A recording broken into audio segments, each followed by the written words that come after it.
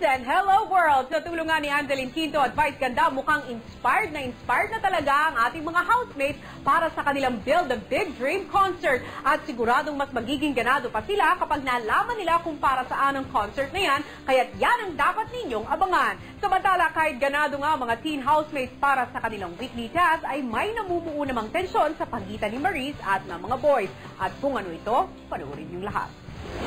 Sa pagsapit ng Day 37 sa bahay ni Kuya, ang nominadong si Maris nakipagbanding kina George at Jai. Sabi ng boyfriend ko, nagustuhan mo na daw sa akin. Bait-bait ko daw.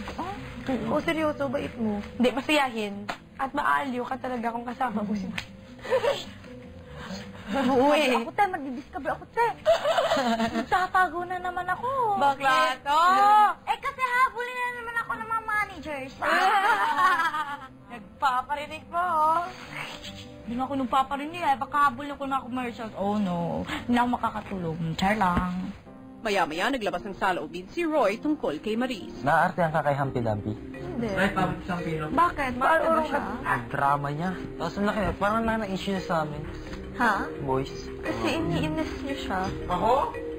Kasi picture Anong ginawa? siya. OP siya kasi. Marte kasi siya. Nasa-advise ka. Paano nga? Nasa-advise ka na, Sed. Sa harap niya pa sinabi. Bago ka arte, anuhin, gawin mo muna. Ilang sandali ang lumipas at nag-practice ang girls sa resort. Tawag niyo si Maris. Hoy, wala mga asar kay Maris ha. Sarap ba to ng hollow blocks? Dito. Sige, huwag kang magpapa-apekto sa kanila. Kesa naman, mainat kasi dyan. Hindi ako makakapag... Ha? Paano naman sa biglitas natin? Kaya nga, dito na ako kahit mag-sacrifice man lang muna tayo sa sana. Di ka nila, sorry, dali ka na. Wala, yan. Huwag mo silang pansinin. Huwag mo silang pansinin. Teka muna. Sige. Sige muna ako. Papasok ako dyan. Sige ha. O, game. Alam na niyo yung mga mali niya, hindi niyo pa ikaw rin. Paa muna. 5, 6, 7, and 1, 2, 3, 4, 5, 6, 7, 8. Turn. 2, 3, 4, 5, 6, 7, and ikot. Atras. Ano ba nangyari? Ba't naman siya gagawin? Alam ko sa kanya, nag-iisa siya dito. Nominated naman siya. Baka Maris na magkikilala niyo ngayon. Oo. Init. Kami dalawa muna. Kami start sa likod. Pwede ba tayo sa loob? Ha? Sabi ni Ken dito daw para mapawisan tayo. Sarap magbatuan ng 50 pounds na dumbbell. Pa. Okay. Sa loob, si Maris. Maris! Alam mo na, saan ka? Maturo na lang dito sa loob, oh. Karen, turuan natin si Maris dito. Ayaw kasi sa labas. Naiintindihan ko. Kailan sabihin sa akin, OA ako, maarte ako, basta ayaw ko doon. Kasi sumukha niya rito. Nga, di ka gusto sa tukas. Masaya lang ko yung i-backstab. Hindi naman sana iilang. Ayaw ko lang talagang sumayon, paharap sila.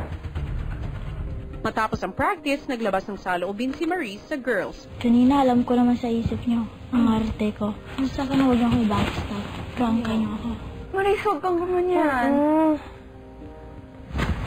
Sabihin ko sa pangit na ugali yung naririnig ko ngayon sa'yo yan. Kasi ikaw kaibigan kita, tapos naririnig ko mula sa'yo na sinasabihan mo ako na parang hindi ako totoo sa'yo. Nakakasakit yun sa akin ngayon. Hindi narte naman si Maris. Ano? Hindi narte. Sinabi mo sa harap mo? Tingin sa akin, pag lumabas ako, pwede lang apak-apakan. Yun din naman naramdam ko doon sa labas eh. Kahit dito ba naman, kahit ordinaryong tao lang ako, tao pa rin ako. Hindi ako baboy, hindi ako aso. Honestly, sa akin wala kang problema. Wala kang problema. Wala kang problema sa amin. Close nga tayo, palagi kita sinasabihan na baka misunderstood ka lang nila. Kasi sa akin wala ka talaga problema. Kaya wag mo isipin na si Claire at si Nika lang yung friends mo. Kasi nakakasakit yun sa loob ko. Kasi close kita. Alam mo naman last week na super close tayo. At last week din tayo tatlo. Parang nag-buzz tayo. Kahit lahat tayo nag-feel na OP dito. Lahat. May tayo walang times na minsan mahirap lugar kung saan ka gusto. Punong-puno na yung puso ko ng pangasar, panginsulto. Imbis iiyak ko, kinikimkim ko lang. Kasi hindi tumutuloy yung luha ko. Sabi ng utak ko, huwag kang iiyak. Kasi nandito ka. Awan, matang babae lang sa buhay. Open forum. Awas ako na. Tanong ko lang, Higa ka. bakit ako lang yung parati nilang tinitira?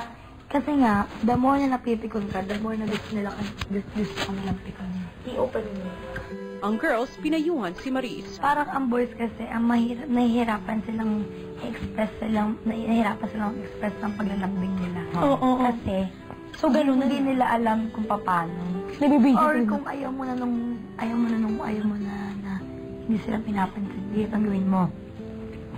I-express mo sa kanila, iparamdam mo sa kanila na nakaka-offend yung mga ginagawa nila. Pathway dito, pathway dyan, daanan. Pagpasok mo, Pasok. uy, nandiyan na si Maris. Hindi. Labas. Kausapin ko sila mamaya. Sige, may pigsa ako. Oo. Kaya ko may ibang taong kakausap sa kanila. Gusto kong paramdaman nila. Kasi ibang Maris na ngayon eh. Susunod, tanong kinalaman ng pagkain sa mas lumalalim na tensyon sa housemate. Wait lang talaga.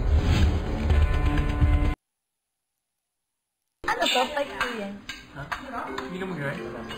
Ang ibang boys halatang mas maraming kinuhang pagkain.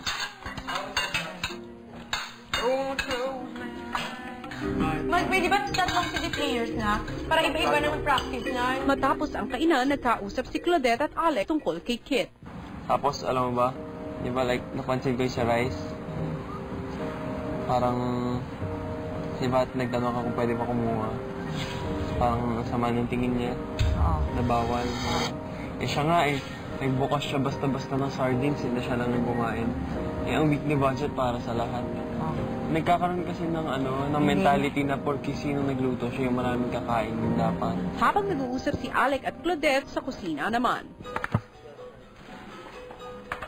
Ang sarap. Ay, tama na yan. Dito mo. Balik na.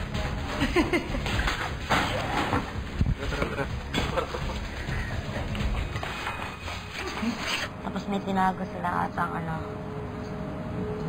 peanut bar ba yun? Umu-order. Yan pala. Huwag mo sabihin, Umorder sila. I just want to be fair. Hindi, ganito Not that- kasi Kaya gusto ko sabihin, kasi kasi minsan mali rin. kulang kasi yung yung parang grocery. Kahit ako napapansin ko yun. Mm. Tapos nagkuha sila ng choco bar. Yung 50 pesos, di ba? Oo, nagkuha sila. Tapos never sa mga girls ang binigyan nila except from Karen. Naobserbahan ko po, during po mag-grocery po kami, yung nagro-grocery po ng mga boys, may nililista po sila para lang po sa kanila. Huwag walang aamin, ha? Kasi parang ang bastos. Lahat tayo, pare-pareho lang tayong Naghihirap pinhousemates dito. Kasi naghihirap. Pare-pareho lang tayo ng hirap na ginawa para sa weekly task. Wala kayong karapatan na magtago ng pagkain. Gusto ko kasing sabihin na bigyan kaya natin yung mga girls, parang ganun. So alam mo yung parang ayoko kasing masabihan na KJ, na Epal, parang ganun. Pero alam kong mali talaga. Alam nila is dahil naman nun, eh. Seryoso. Kaya pala walang kumakilaw. Kasi kung alam na ice cream yun, gusto yung tanong. Okay pa. Yun yung gusto kong baguhin sa sarili ko eh. Yung ipaglaban kong, wag kang matakot kung alam mo nasa tama ka. Ang girls nakahalata na. Nakita niyo yun? Ang boto, Kumain tayo ng awkward ice ako cream. ganin. Hindi, Kung makapalapit ang ubus, di pa tayo nakakain. Ang daya. Ha? Gawin feeling naman ang takaw na. Si Karen lang yung binigyan nila ng bar na. Tapos tayo wala. Bakit na ba tayo katak? Hindi naman. Hindi naman tayo matakaw.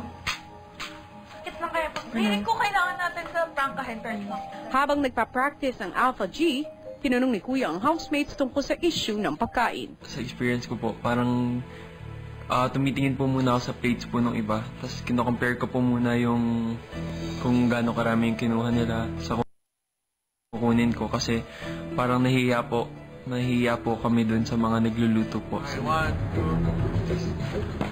Wow!